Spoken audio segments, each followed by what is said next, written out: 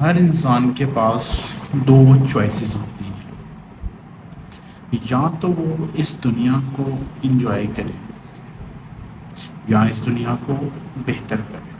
اب فرق کیا ہے؟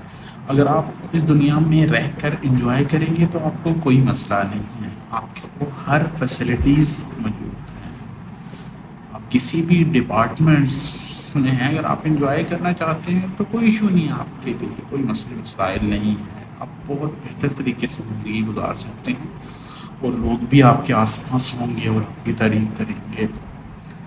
دوسری چیز یہ ہے کہ آپ اس دنیا کو بہتر جگہ بنا کر چلے جاؤ۔